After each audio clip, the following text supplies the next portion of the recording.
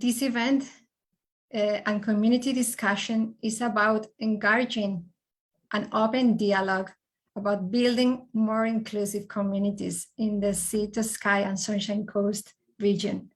For that to happen, this needs to be a safe place where everyone feels respected. We ask everyone here to respect each other's views, opinions, experiences, and time. We don't have to agree, but we do need to respect each other. As facilitators, we'll do our best to manage this. Thanks so much in advance for the respectful conversation that we are going to have today. And as we have been doing in the previous event, we would like to invite you all to join us for a warm-up exercise. Please put in the chat where are you from, your ethnic background, and the languages that you speak. And let's see how diverse is our audience today. Thank you. And now I would like to offer to Chialin. Chialin, would you like to share with us the agenda for today?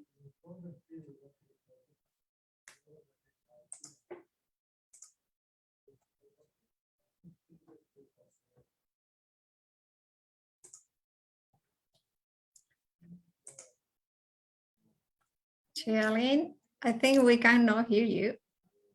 Yeah, now. Sorry, someone was trying to mute me, not let me speak. Yes, Thank you so much for Marissa's introduction. Hello, everyone.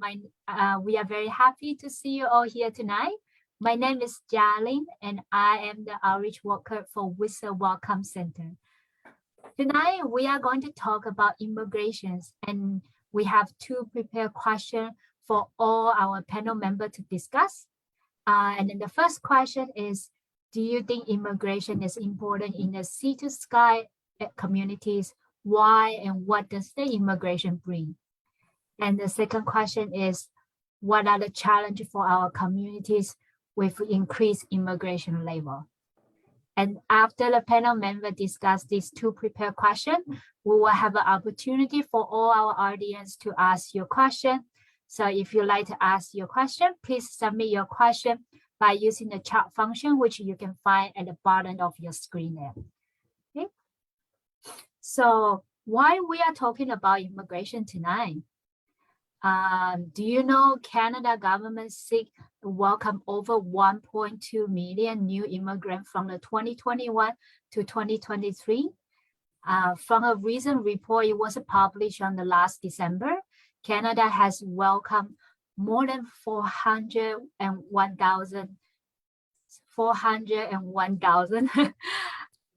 new permanent residents in 2021. And this is the most newcomers in a year in Canada history.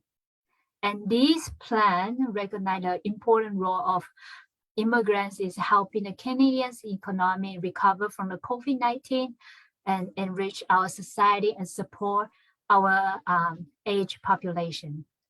So after tonight's panel, what we are looking for is increase the awareness of the Canada's increased immigration level and why the Canadian government value the immigrants.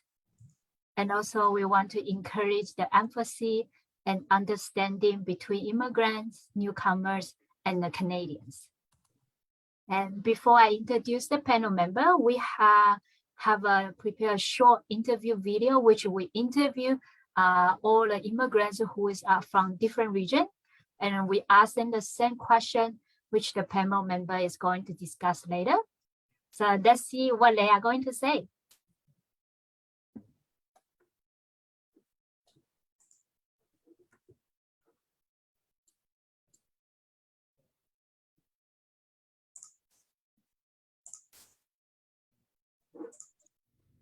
Especially now, I think immigration is really needed for the workforce. Unfortunately, I don't think we have enough Canadians or like locals to work for the kind of business that is running in this community right now. So we definitely need more people from the outside of the country. We work in an essential jobs that locals they don't want to do. So I think immigration brings in new different ideas, new eyes to the whole situation, different work experiences, different experiences. And I've noticed that the mountain used to like try to do that, where they have people speaking all different languages from different backgrounds, right? So I feel like that it's actually perfect. It eliminates ignorance and brings more acceptance when there are people from different walks of life living along with you. They're to try to open new business, offer new job opportunity for even local people.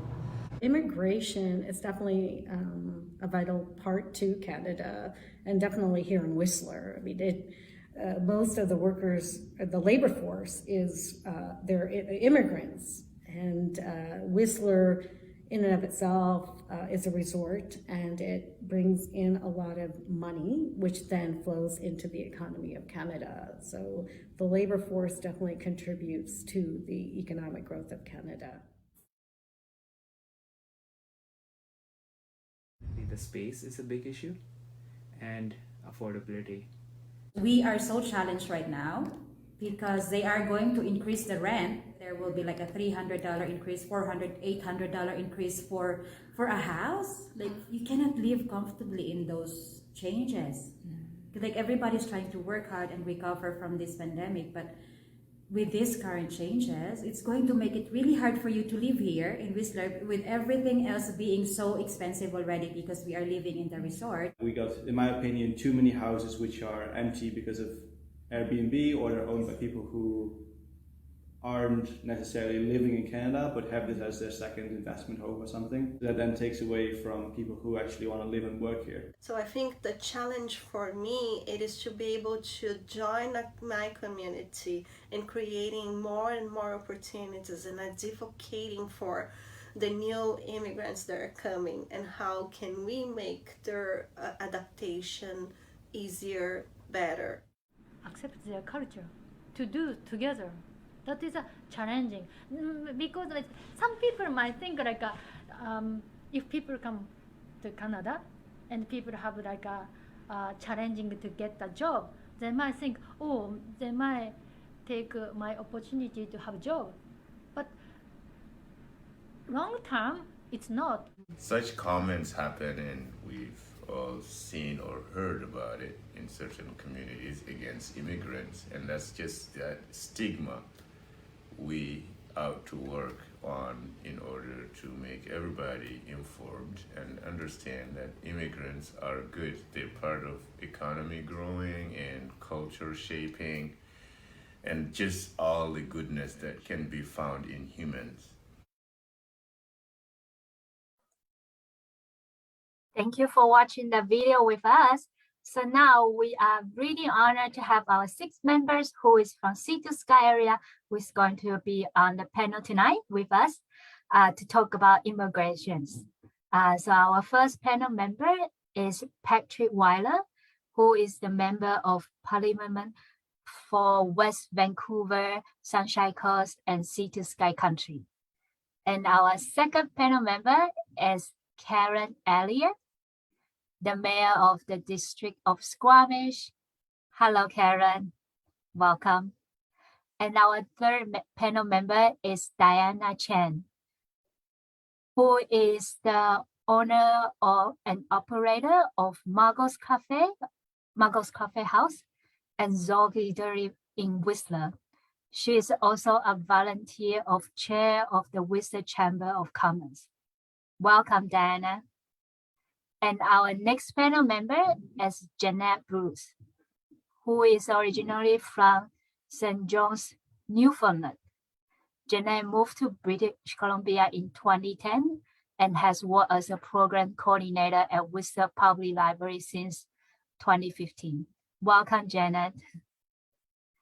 And our next one, we also have our immigrant, Dan Priest. Dan came to Canada from the UK in 2010, a huge fan of bike riding. While BC was admitting a place that he want to stay, it was the only after moving to Squamish in 2014 that he really found a home. Welcome, Dan. And our last panel member is also an immigrant, Benga, who is from Nigeria and who moved to, Benga moved to Canada to set up business, and he started an IT company in downtown Shisha. Welcome, Benga. So this is all our 6 panel members here tonight. We will start with our first question. Marisa, would you like to take over the first question? Yes, thank you, Charlie, for all the introductions. It's great to see all our panel members here today. The first question for the panel discussion is, do you think immigration is important in the Sea to Sky communities? Why? What does immigration bring? Maybe Benga, would you like to start by answering this question? All right, thank you very much, Marisa, Jering. Thank you guys for bringing me as a panel member.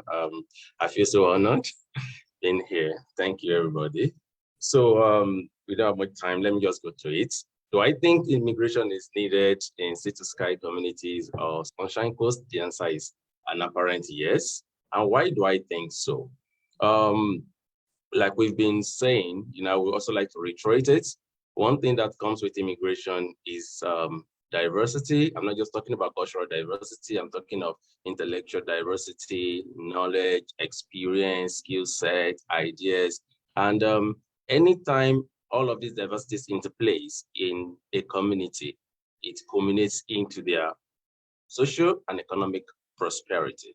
So for that reason, I think we need more of immigrants around, especially in the Sea to Sky communities and Sunshine Coast, where I have been living since I arrived to Canada less than a year ago.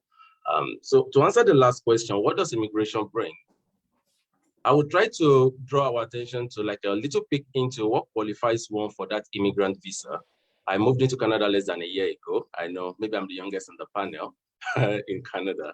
You guys might have been here for 10 years ago. So, but let me just quickly talk about how it is now. What got me that visa April last year. I must tell you, the program is designed in a way that it brings the best of every country. It is not like a walk in a park. I finished university like 10 years ago, and I wanted to come to Canada. I studied in electrical and electronics engineering from one of the top universities in Nigeria. And I had the intention of coming to immigrate to Canada, and going through the process, I didn't qualify. So I had to give up the idea. I had to ditch the thoughts. Until 3 years ago, when a friend called me and said, "Hey, Benga, British Columbia has a provincial nomination for entrepreneurs, and it appears you will qualify. And as you'll be coming in as an investor, maybe you can get some preferential treatment, and maybe it won't be that, stressful for you." And I was happy, like, oh, yes, this is the time. And I jumped on it. But unfortunately, it was not easy. I had to write IELTS, I had to do certificate evaluation, I had to do police report, background check. My network was verified. It was crazy. I had to do like 3 interviews. The shortest of those interviews was 1 hour. The longest, the final one that got me the approval, was 2 good hours. You can imagine what were they asking. They just want to be sure, what is the skill set? What are you bringing to Canada? What is all the experience you claim to have? How did you get them? What have you done for the past 10 years you finished school? So it was quite thorough, and I appreciate that. And that gave me a little idea of the quality of people that you see around when we see these immigrants. So we can imagine the amount of capital, human capital, that Canada imports every year for those that come in as an employee, and for those of us that came in as an employer. Like my small company has employed 3 Canadians since we started July last year. And you can see multiples of small entrepreneurs like that coming to Canada to set up businesses. We could see the impact on the GDP and the reduction of the unemployment rate of Canada. So I think immigration brings a whole lot to the table. Yeah, that's my thing. That's my thoughts.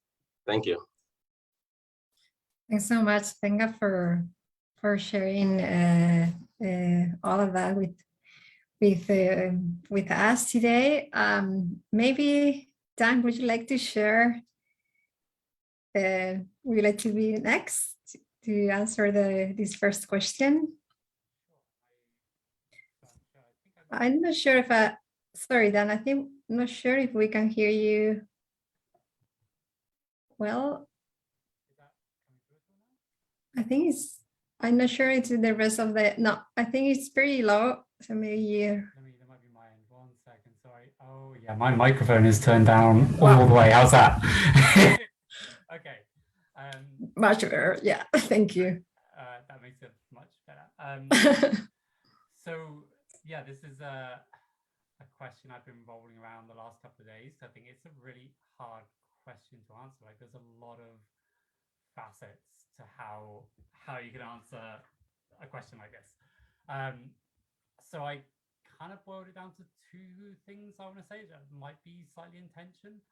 The first one, I think, and our introduction kind of pointed to this, is that it's really important to remember when we're talking about immigration here, is that we're talking about immigration onto unceded, which is really kind of a nice name for stolen indigenous lands. So any immigration that carries out here is kind of carrying out through these processes of settler colonialism, and there's certainly at best dangers there of perpetuating those processes. Hi, Dan. Sorry to interrupt you. I think we have some audience said they couldn't hear your voice clear. Would you mind turn on your volume a little bit more? Yeah, let me. Is that I've just turned on? Is that okay? Wow. I think now it's better. Okay, good. Thank you so much. Sorry to interrupt. My microphone keeps switching its volume here. I don't know why that's happening. Okay. So yeah, let me know if that happens again. So the second point, which might be in tension with that, is kind of around process of climate change. So Canada is quite widely seen as one of the places which is safest to be as climate change carries on. So if you look at climate risk indexes, we're towards the bottom of climate risk indexes. And if you look at things like the reinsurers lists of resilient countries, Canada's somewhere towards the top of that. So it's a pretty good place to be. At the same time, it's also a very rich Western nation that has largely become rich through what's now being talked about as like the colonization of the atmosphere. So in that sense, it's also a country that's quite responsible for climate change. So I think immigration is important for the Sea to Sky and Canada more widely as a responsibility towards opening up the country to allow space for climate migrants to share in what we have as a relatively safe place to be in the future. Okay, I'll leave that there. Thanks. Thank you, Dan. Janet, would you like to share with us your thoughts, experiences? Sure thing. Can you all hear me okay? Yes. Marvelous. I was wondering if I'd be just repeating what my other panelists were going to say, but it sounds like we're all going to have an array of answers. As is often the case in my life, I feel like I'm here bringing more enthusiasm than expertise to this topic. But hey, happy to share my thoughts. And in thinking about this question, the obvious answer was yes, but in terms of drilling down to why is immigration important in the Sea to Sky communities, I sort of thought about it on 3 different levels. And the first, especially coming from Whistler, is the visitor experience. And I know the first time I visited Whistler before I decided to move here, the experience of meeting so many service staff from around the world was incredible. And that's both, Whistler Blackcomb staff, but everywhere in the village. I found that to be so enriching to my experience of visiting Whistler. And so that was sort of the very like superficial level that I thought about. Like immigrants, new Canadians are enhancing our community in terms of the visitor experience. And of course, I should acknowledge that not all of those people are Canadians yet. They might be in the process of becoming so. I thought about on a professional level. I work at Whistler Public Library, and we have a number of immigrants on our staff, and the idea that they can bring personal expertise to their work at the library, I hadn't reflected on the fact that that was incredibly important. When we see folks at the library who are in the process of immigrating, we don't see them at their best. We see them when they're struggling with paperwork. We see them when they're really stressed out about deadlines or not being able to open a government PDF. You know, all of these hard little details that come with immigrating. And so the fact that we have immigrants on our team at the library who can of course, we can all be empathetic to them, but these team members really can bring something extra to the table when interacting with those folks. And of course, I'd be remiss if I didn't mention that we also have the wonderful Welcome Center at the library, which is, of course, staffed by immigrants, and they are such an asset to our service. And then the final thing I'll say is that on a personal level, most of the dear friends that I have made since moving to Whistler are immigrants, and they have enriched my life in innumerable ways. So that, to me, that's how immigration enhances the sea to sky. Thanks. Thank you so much, Annette. Diana, what do you think? Would you like to? I knew you were going to go next, and I will. Yeah, you know. I've been on calls all day, and my dog is taking it out on me now. I apologize. Your dog knew it as well. That it was your turn. It was your turn. He's ready as well. Or she. She or he. So hopefully you can hear me and not the dog. That's okay. What I would I think they're just excellent points, and also from the video. I think I'm gonna let someone else go, and because he's not gonna stop.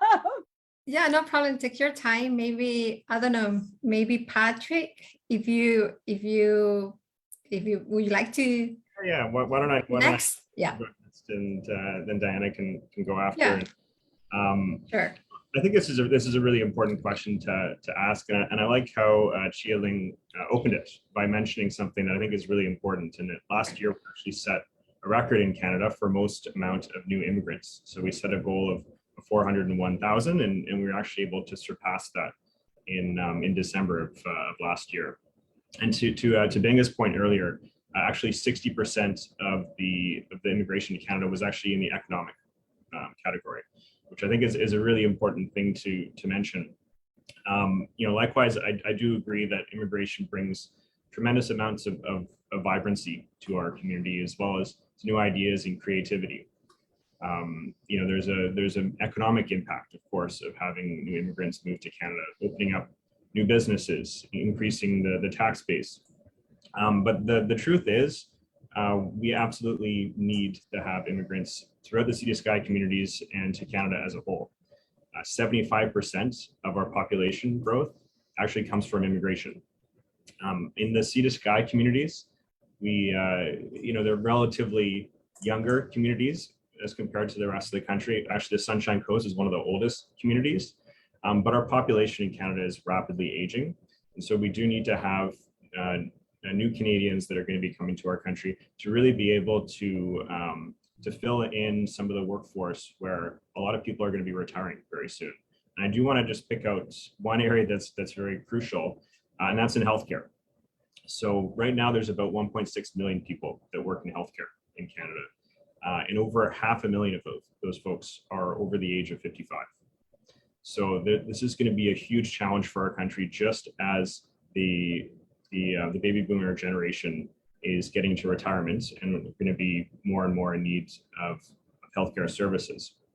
Right now, 1 in 4 people that work in healthcare are immigrants. This includes 37% of pharmacists, 36% of physicians, 39% of dentists, and 23% of registered nurses, 35% of nurse aides.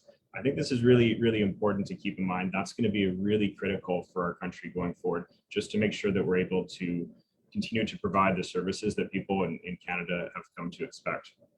The other area for the Sea to Sky, which is really important, is there's actually 5 times more people that are employed in the accommodation services sector than the national average. And we're talking about immigrants. 61% of people that own food and beverage services are immigrants, and over half of folks that own grocery stores. So this is really important, particularly in our region, where that is disproportionately a large part of our economy. And just lastly, and I'm sure Diana is going to mention this as well, is just labor shortages that we're seeing in Canada. We have almost 1 million unfilled jobs in Canada right now. We've actually recovered significantly more jobs than we had at the beginning of the pandemic, but we're really feeling the impact of labor shortages. So one of the challenges over the last couple of years is we weren't able to bring in as many new Canadians. And we've particularly seen it in the struggles of small business owners to try to keep doing their business with less staff on that. And that's had a huge impact in terms of mental health and stressing people out. And so, you know, even though we were able to meet our targets last year, when we're looking forward to the next years, that's going to be a huge challenge for our country and for our region to make sure that we're able to continue to have the type of immigration that we need to keep our economy going as well.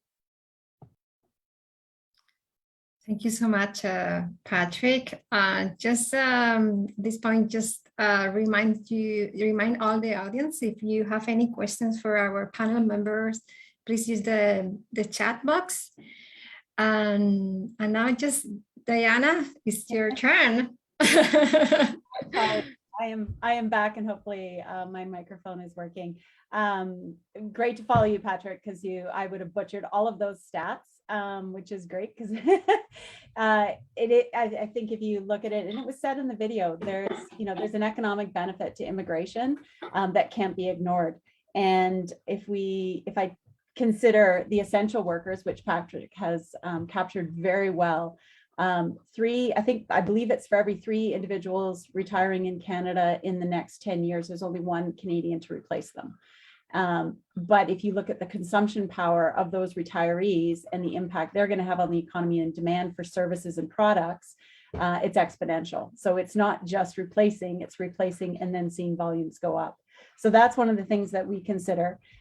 Within Whistler, and I do not want to open the debate about over-tourism, but if you look for every 1,000 extra daily visitors that we get in Whistler, we need 600 employees to service. So if you go from 10,000, I believe we were at 20,000 visitors a day in the post-Olympics, 2015, 2016 to 24,000. Well, there's 4,000 extra tourists. Well, that's 2,400 employees that are needed to service them. So that's one of the things we consider when we look at immigration. I also, Jeanette, I like your story and I like that perspective of if you think of how many people have come to Whistler for a season and stayed for a lifetime, and the impact that they make, not just in the time of doing their job, but if you look at the leadership, the not-for-profit volunteering, the family connections that are there and that vibrancy that Patrick talks about. I think it's absolutely critical to the Sea to Sky.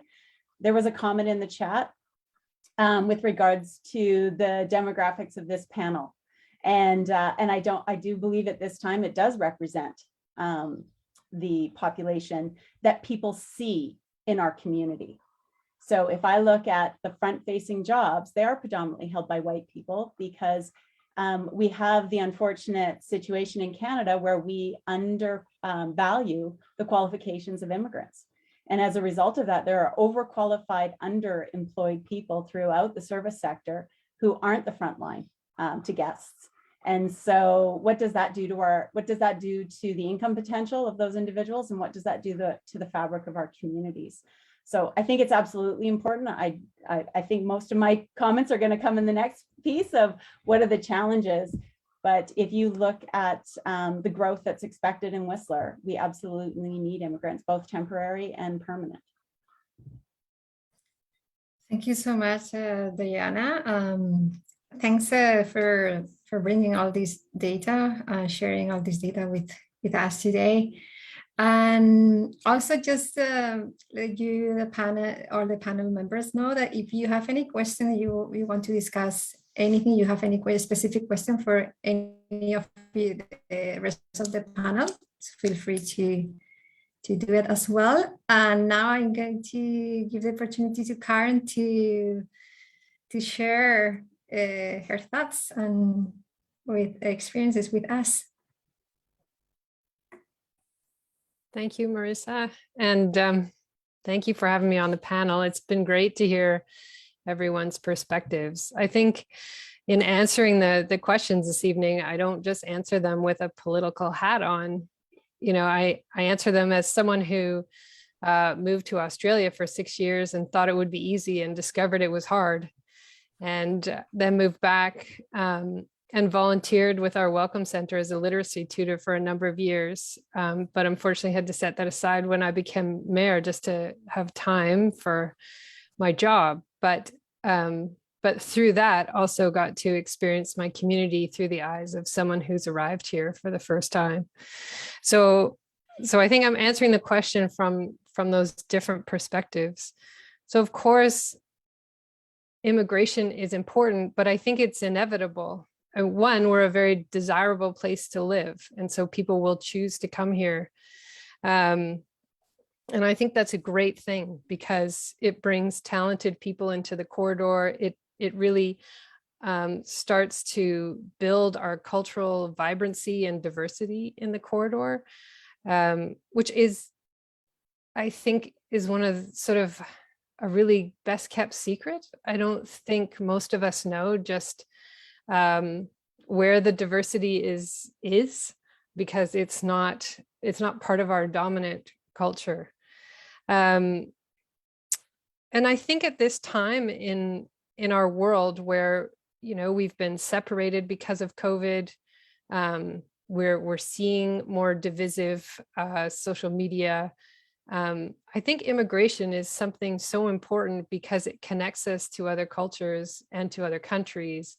And it sort of weaves these connections even into small communities to the rest of the world. And it's so great, one of the women who is a friend of mine now that I worked with through the Welcome Center was a refugee from Syria. And what I learned about her culture, her family, her country, what it was like before the Civil War, those are important things to learn.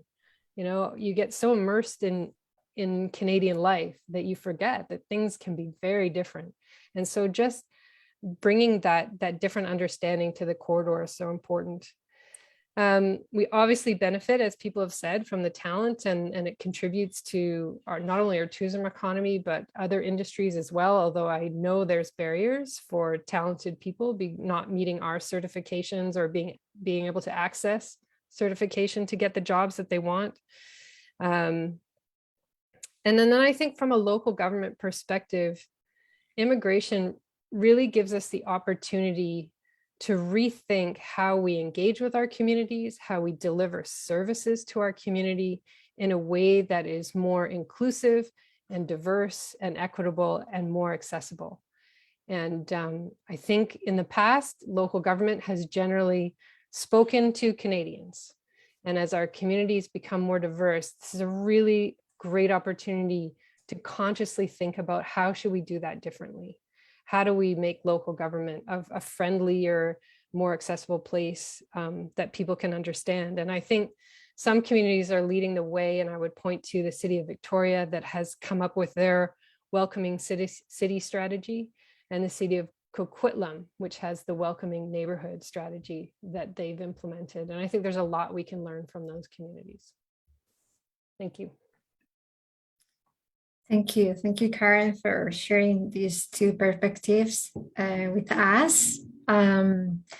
It's great. So we, our panel members have answered the first question. I'm not sure if any of you wants to share anything, add anything else before moving forward to the next question? Okay, I think Charlene, you can ask. You can take over it and ask the second questions. Sure, sounds good. Thank you so much, Marisa. So for our second question is, what are the challenges for our communities with increased immigration levels? So maybe we should start with Dan, since you are one of the immigrants to Canada. What do you think? Okay, hopefully my microphone is going to stay a bit higher this time. I'll keep an eye on the chat a bit closer. So I'm going to try and answer this one a bit less like a sociologist and more like an immigrant, I guess, as the last one. So today, one of my neighbors was having several large trees cut down in their backyard. And I think they're starting a project to build a carriage house in the backyard and create some densification. And this is something I think is happening quite a lot. Like we see, a lot of densification projects happening, but also a lot of people moving in and cutting down trees in communities and changing the way that those communities feel in that sense. And what I think is a challenge here is around the ways that changes how nature is integrated into our communities. And we've had this really lucky situation here where it feels very much like we live in and close to nature, and that's partly what drew me here, and partly why I really like living here is that closeness. Hey, Dan, I'm so sorry to interrupt you. I think I got some message saying your microphone is still a little bit lower. Oh, still, okay. Wow. I think my, for some reason, my microphone setting keeps jumping down every time I put it back up again. That is incredibly frustrating. Yeah, every time I do it. Okay, I'll try and keep switching up, and I'll be as brief as I can, I guess. So yeah, wow, this is going to be very distracting to try and talk. Someone's saying check your, okay, let me see if my settings are going on in Zoom here. Sorry, 1 second here. Yeah, sure. So how about maybe...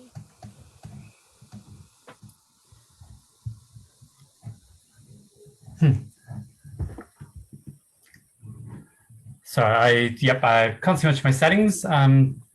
So did I cut you off there? Okay. I think, yeah, it seems good now.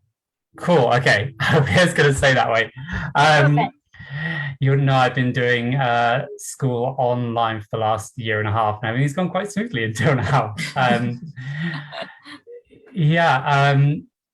So I think that changing sense of place is something which is a challenge I see. And that's not just about how great it is to live here, because that's important too. You know, it's really great to live and feel close to nature, but I think also having that sense of nature being integrated into our communities helps to build deeper connections to the environment and to place in that sense, and to help us think more about environmental harms and kind of feel connected to place. I think preserving that sense of place going forwards as communities change and as development happens is a big challenge right now.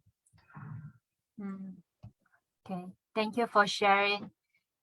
And I'm glad we can fix your microphone problem. And how about let's hear another immigration banker. Would you like to share your point of view with everyone? Yeah, so I think for me, increased immigration, yes, I'll be speaking from my experience. I guess it has put like a strain on the resources, you know, on the system. When we first came in last year, April, I stayed with my brother-in-law, and it took us 3 months for us to get an apartment in Seychelles, where I currently reside. 3 months, and what I kept hearing was housing crisis and all of that. So I was like, oh, this is serious. And when we finally got to one, it was like, yes. And so I think something has to be done. That's one of the challenges for the community. I feel maybe some kind of arrangement to plan based on the number of immigrants to be brought in and also the available provisions made for them. So that's number one. Number two for me is so many people have put that in the comment section. Section, so that I'm just trying to reiterate it, which is certificate recognition.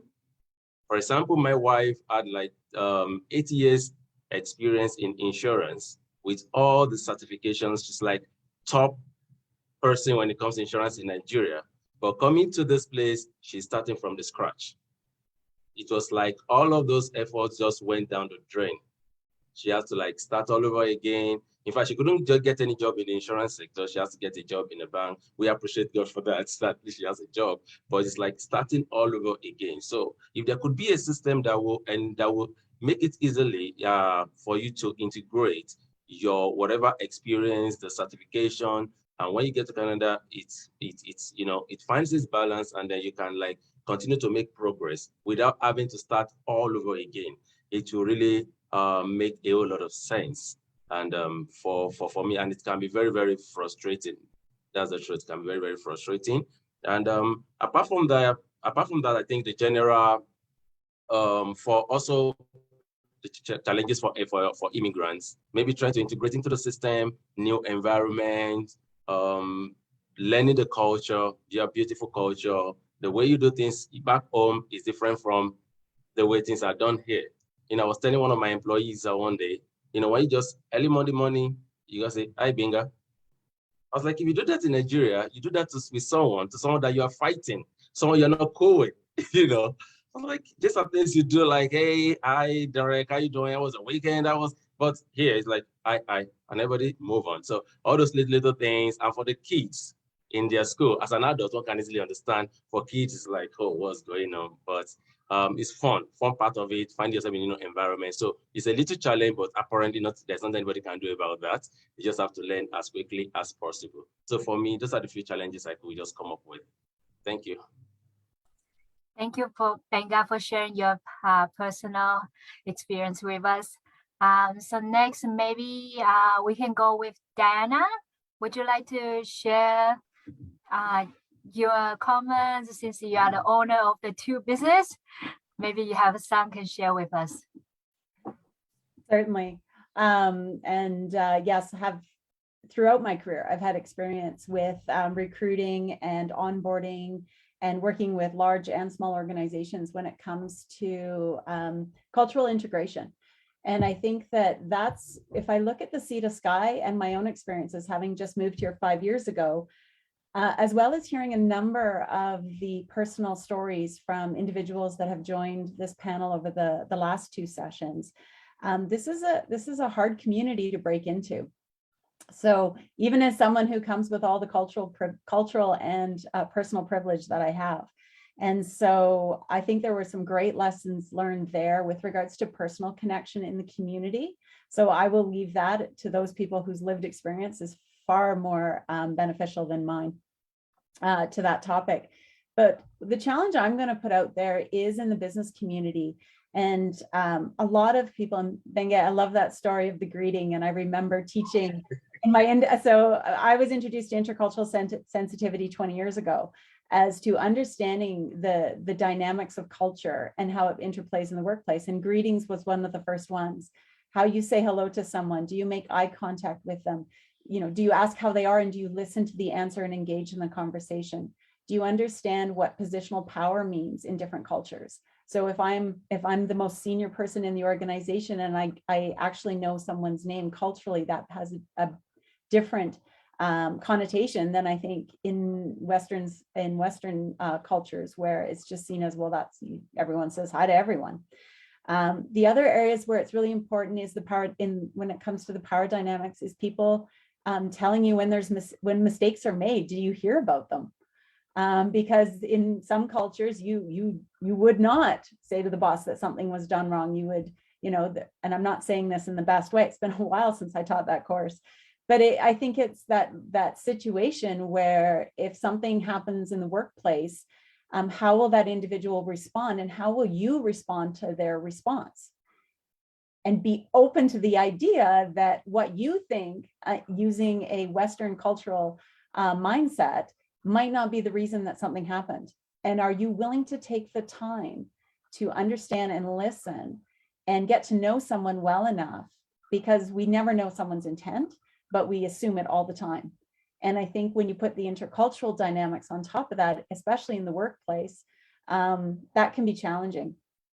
And all of that takes time.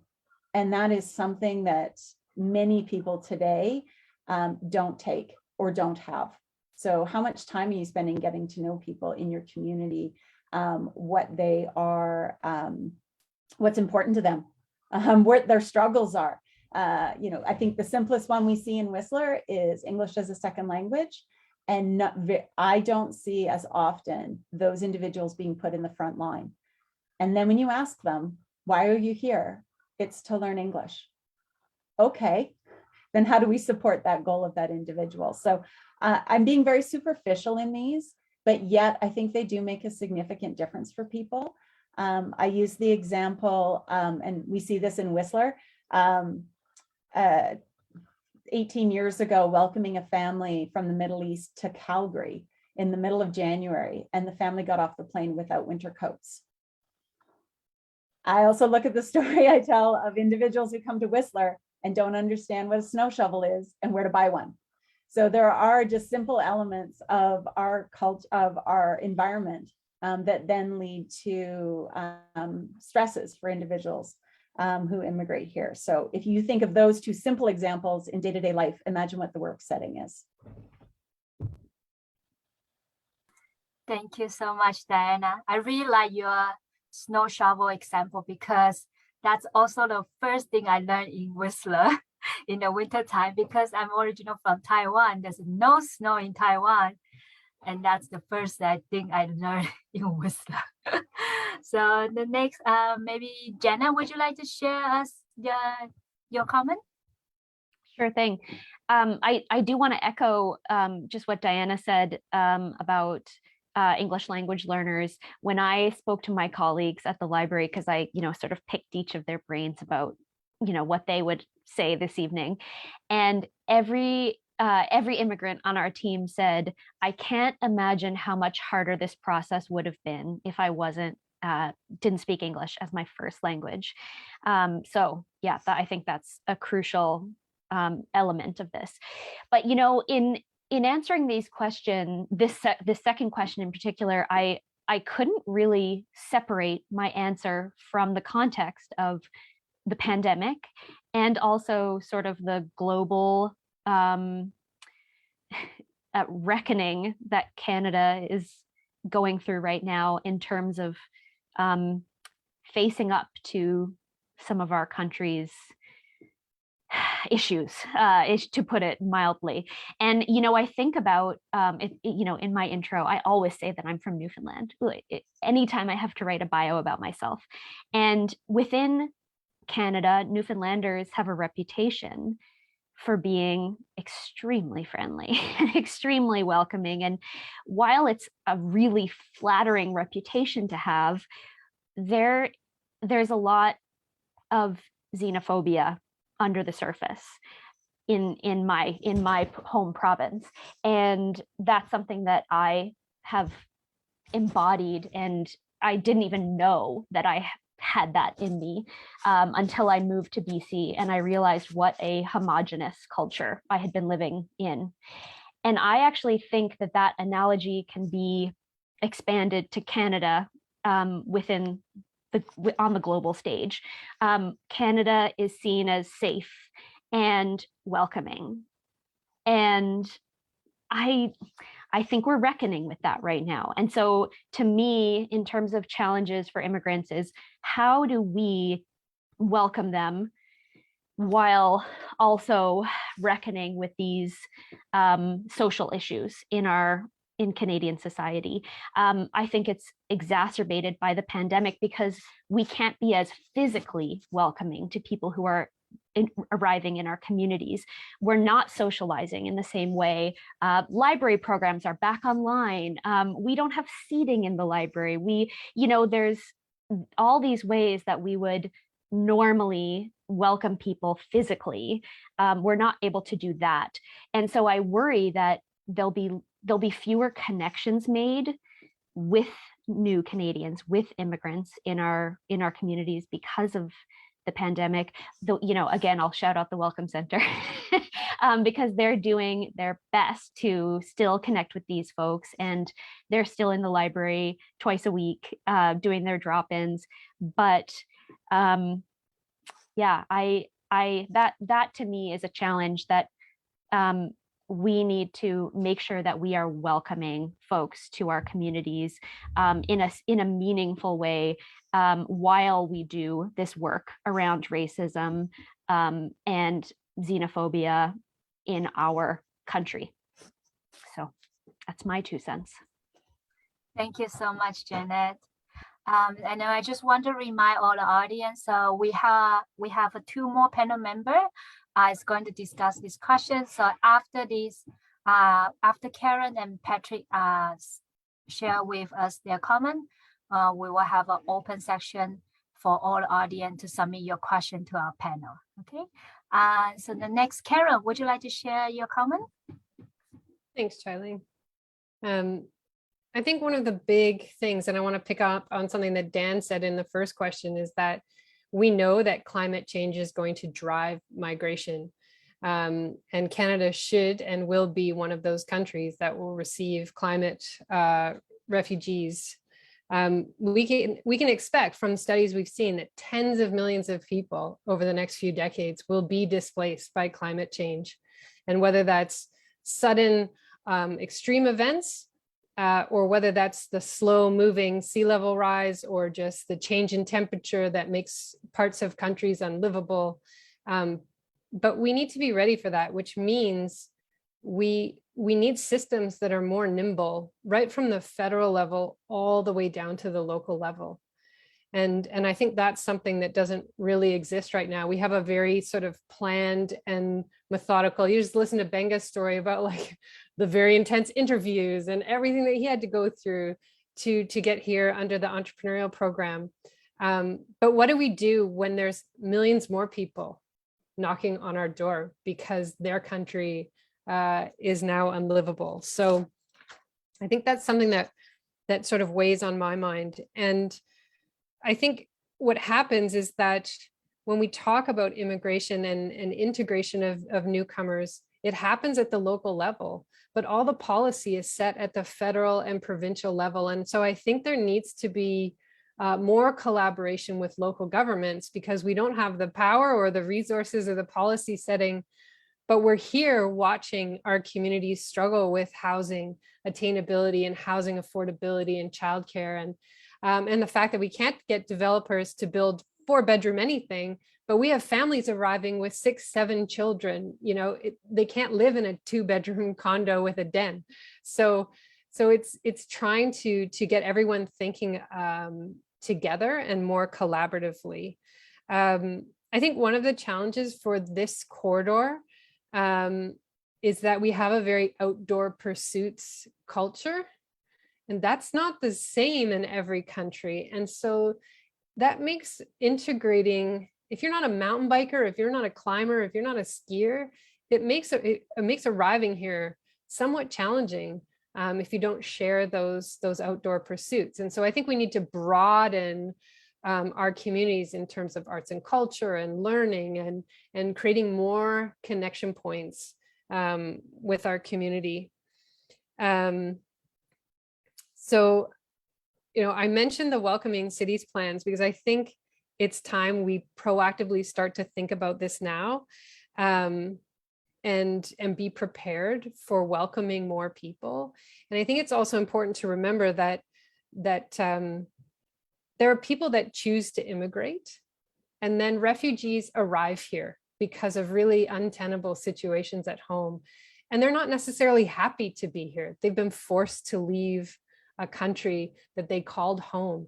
And so I think it's important for us, one of those challenges we need to recognize is that not everyone is delighted to be in Canada. They miss their home, they're separated from family, they're grieving for something that they've lost. And so I think our programs have to address that. we've talked about the language barrier, and we need language training from the most basic level to advanced level in every community in the corridor. And maybe now that we do more things online, but that assumes that people are online and have the technology to join language lessons online. So we really need to think about that sort of language first principle. It's really hard to arrive in a different country. I arrived in an English speaking country and I struggled. So that language barrier is so important to overcome as quickly as possible. And we need people volunteering in the community as literacy tutors, so people have a chance to practice and understand the culture from a peer and a different perspective. I think the fast pace of change in this corridor is another thing that we should think about as a challenge. So there is a growing voice in our community about no more growth and stop the growth.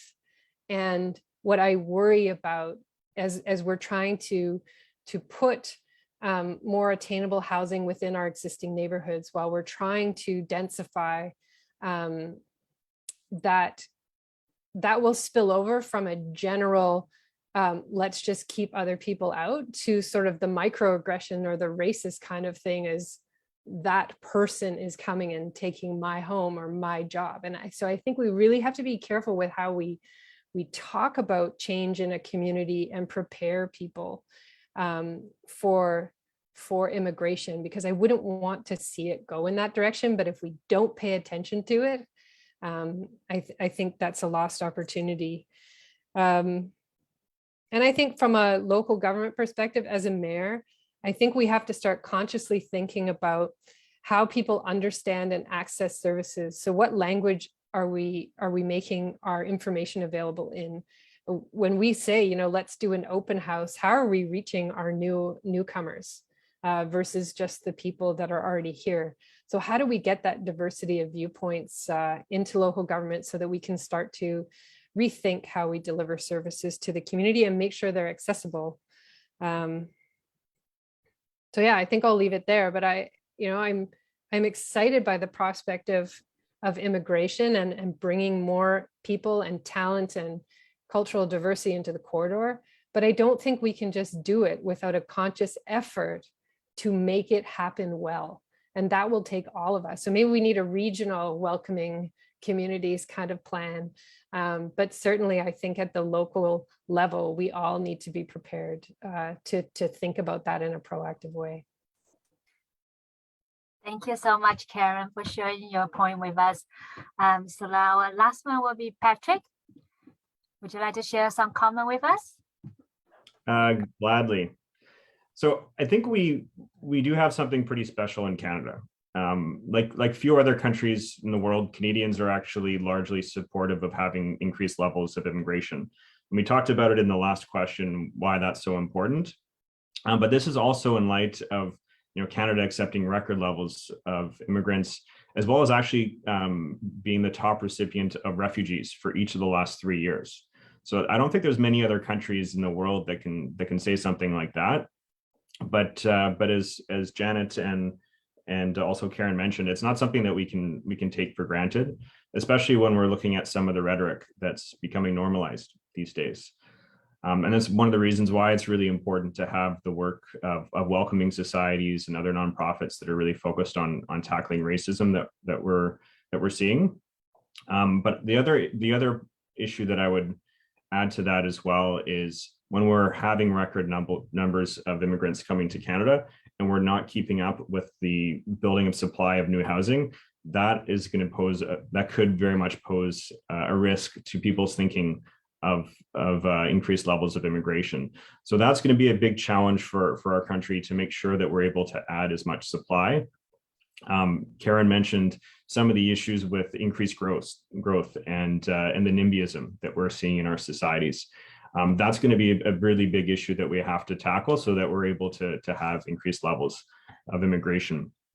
On the federal government side, one of the big challenges we have right now is that the pandemic has thrown a lot of sand into the gears of how our immigration process works. whether that's with not being able to have offices open to do biometrics, having paper-based systems. Things have very much slowed down significantly. We have about 1.8 million applications that are waiting to be pending or waiting to be processed. And so it's a big challenge that we need to overcome to actually get the immigration that we need to have. So some of the things we're working on right now, we're in the process of digitizing the system, which is long overdue given that we're living in the 21st century right now.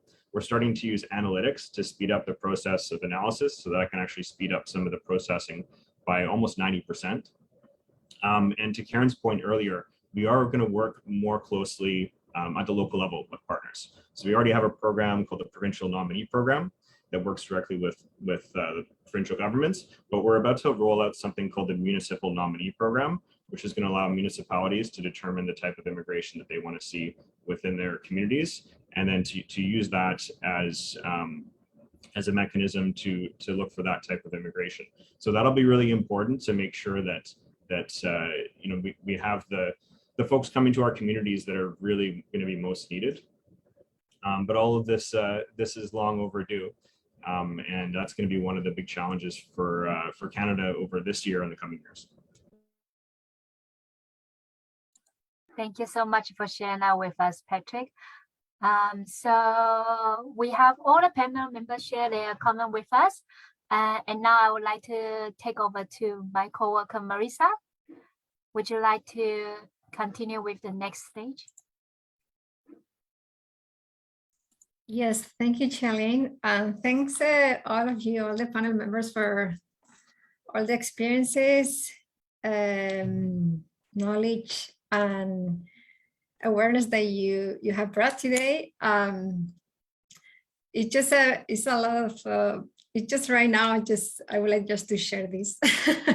I feel like inside of me, like as an immigrant, as a nurse, not as a nurse in Canada. I used to work as a nurse in my country.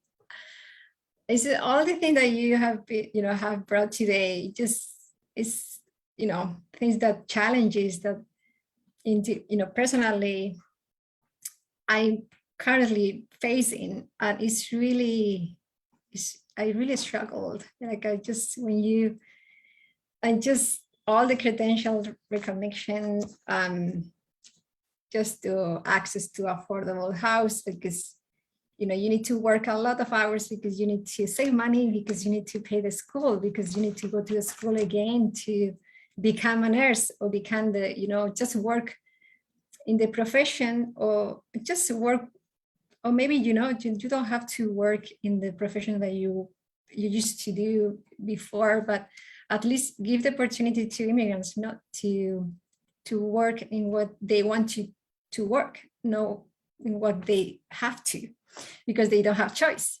So that's it's just, I would like to share that, because it's all the things that you have brought today is part of the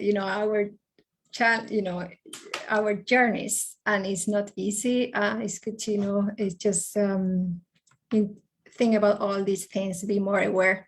So just thank you for sharing. It's just I needed to share that, because as a nurse I was like, one of the things is I've been in Canada for 5 years. It's just every week when I talk to my dad, I have the same question. When are you going to work as a nurse? When are you going to work as a nurse? That is not easy. It's something like it takes time, but he doesn't understand like why. It's just go, but it's just I would like to share that. And yeah, so now is the turn for the rest of the audience if they want to share any of their experiences. If we have some time, and we are going to check if we have some questions from them for our panel members. I think Habib raised his hand. Okay, go ahead, Habib. Thank you. Thank you, everybody, for sharing the views and the input about immigration.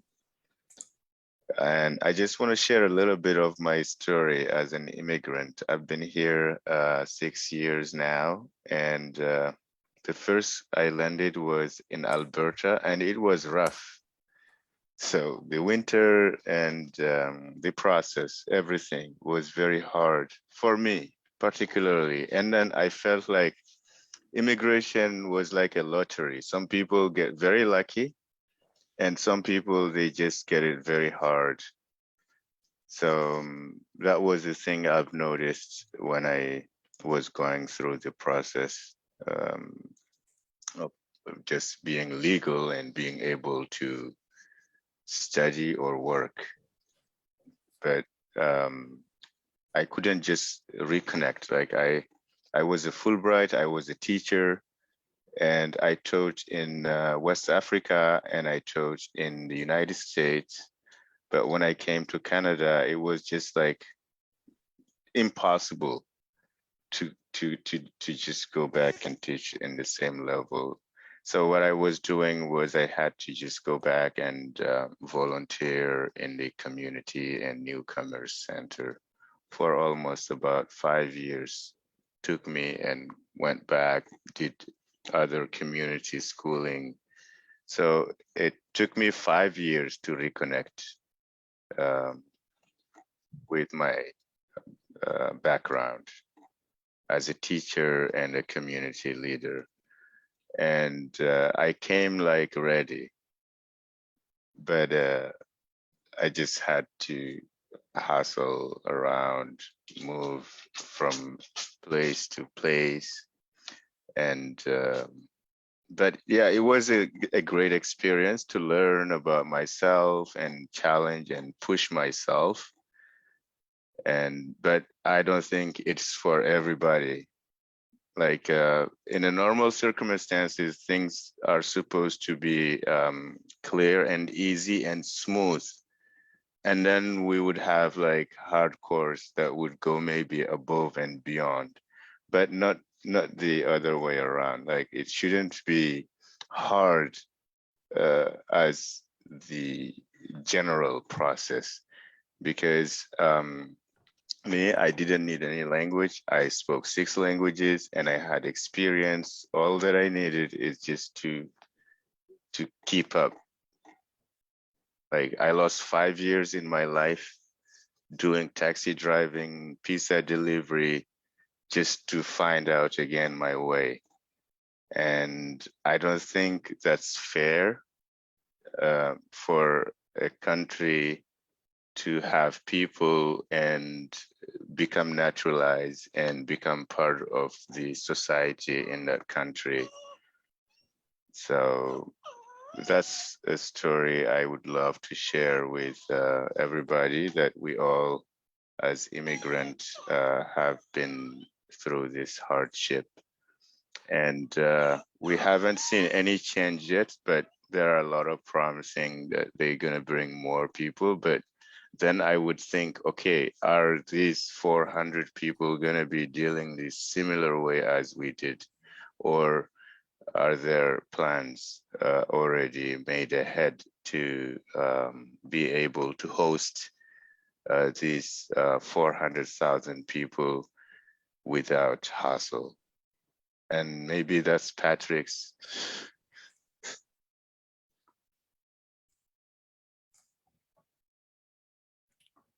Thank you so much, Habib, for sharing your personal experience with all of us. And I think we have a question.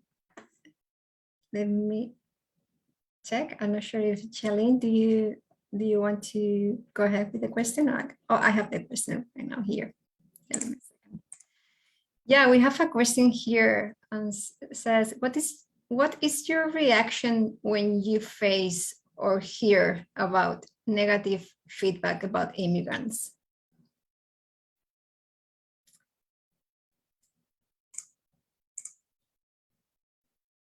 I'm not sure if any of our panel members would like to answer that question.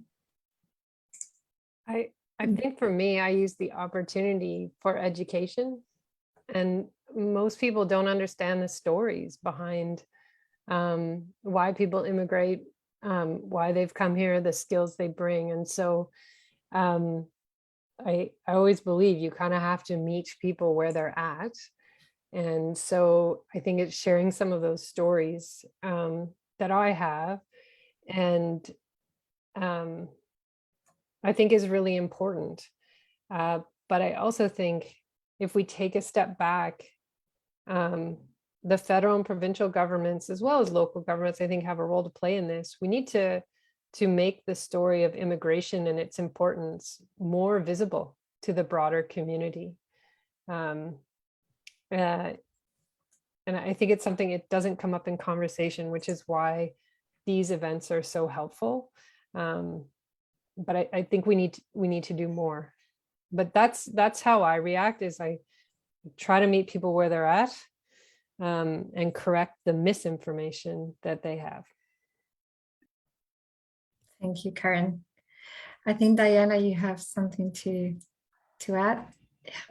I did, yes, Karen, thank you for that. I think, that idea of someone expressing negative comments with regards to immigration, it's easy to have the conversation and hopefully educate and get to the root cause. I think the other area that I've experienced is where people won't outright say it, but they dance around it to say, well, really I have a negative connotation I have a negative opinion when it comes to immigration.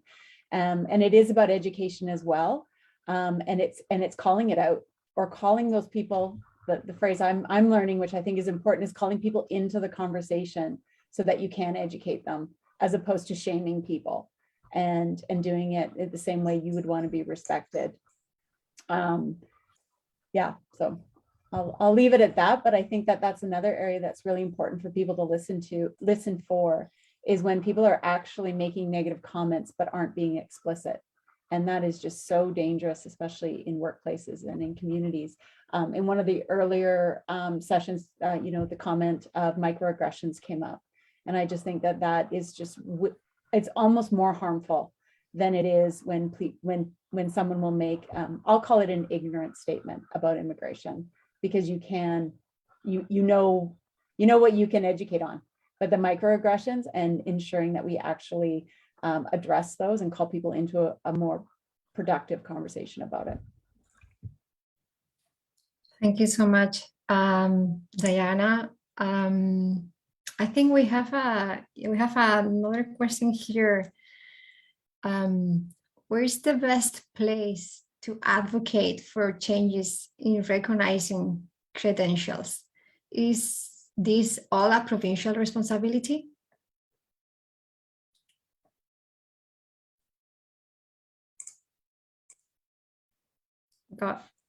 Patrick, would you like to? Yeah, go ahead. Yeah, so I mean, this is a provincial responsibility, and there's been a lot of good comments in the chat box about this so far, and so it is a good thing to reach out to your MLA to bring it up, and particularly some of the areas where we're seeing huge labor market shortages right now.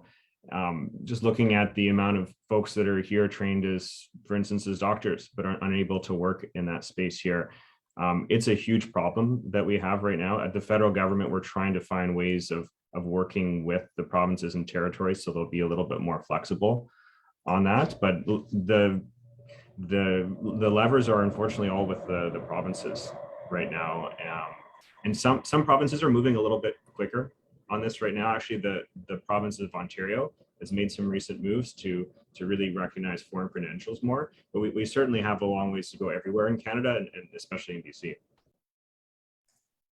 Patrick, can I ask, if you talked about the municipal nominee process, are we about to download some responsibility to municipal governments to also figure out the credential piece? Because if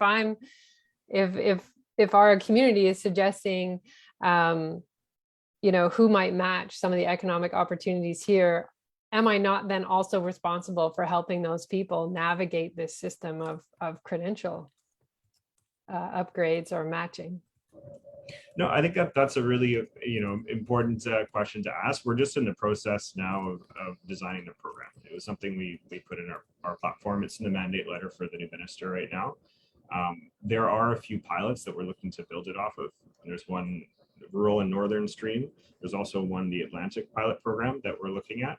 So we're going to take what's worked well in those two spaces and try to replicate that and make it more broadly applicable across Canada. But, I think, senior orders of government have a tendency of trying to download things at the local level. So that's definitely a good flag to raise at this point.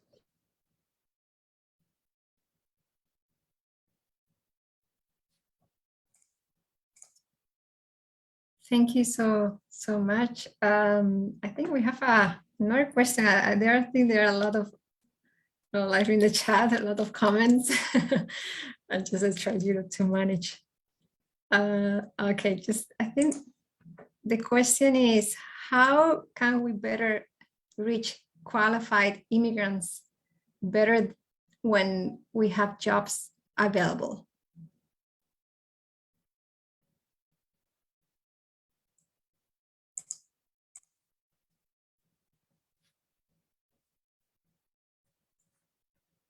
I think you have. So I don't know exactly, but we have a project with IRCC. It's called Engaging Local Employers, and we're just starting it. It's a regional program. We're going to reach out all the local businesses, entrepreneurs, and local employers. So we will have a conversation where we would kind of connect the employer and the employees, newcomers, immigrants. So just educate them into all this Canadian work culture, and then the WorkSafe BC and all that they need to know to do the work and integrate into Canadian workforce. So if you have a business or anything, just email me, and I will share a lot of information about the project. Thank you, Habib. And I think we have a couple of participants that they want to. Patrick, would you like to? Sorry.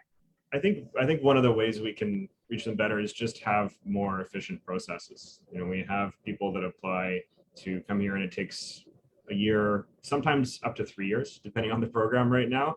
That's a pretty big barrier to finding qualified people. And so I mentioned some of the work that we're doing right now to make our systems more efficient. One program that's very well used in the Sea to Sky is the Temporary Foreign Workers Program. One of the things that we're going to be doing for that program is create a new stream for people that have used the program before for trusted employers. And that's going to have a 2-week turnaround time for applications. So if we can get to that level where we can be making decisions that quickly, I think it'll be much easier to find particular skill sets that are in high demand when we have that labor market need. Because if you're waiting two years, who knows if the need's still going to be there. So I think that's a really critical first step. Thank you, Patrick. Any of the rest of the panel members would like to add something else? Okay, we still have some time for the rest of the audience for more questions, or if you want to share any personal experience or any thought or anything that you learned today with us. We have still some time.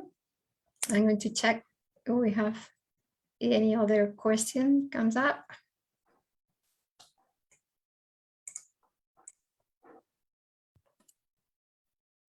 Just saw a question from Louise and Gibson. How can we lobby to improve specific provincial and local training programs for immigrants?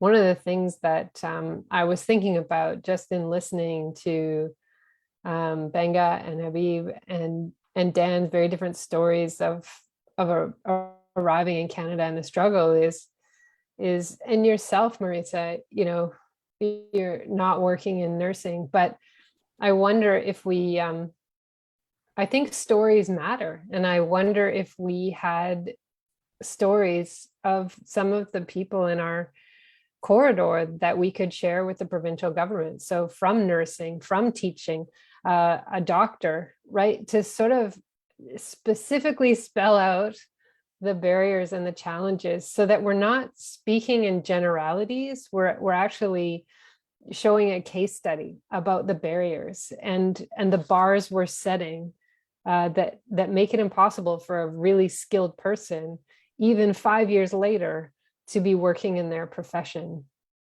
So that's, I always think it's important when I'm lobbying up to tell a story about what it looks like in Squamish, how it's impacting real people in Squamish versus just quoting policy. So that would be one thought I had.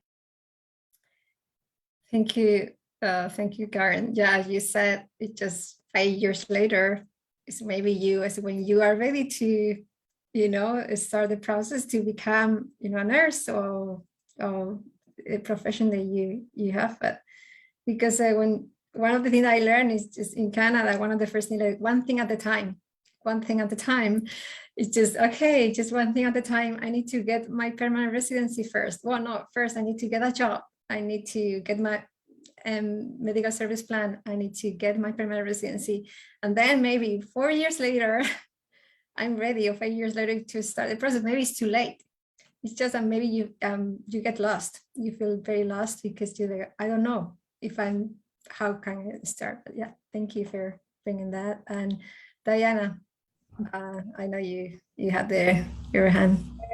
I wanted to build a little bit on Karen's concept of stories, and I think that I love that, and I think there's been a lot of political systems, operational systems that do need to be looked at. We haven't even touched on housing and affordability.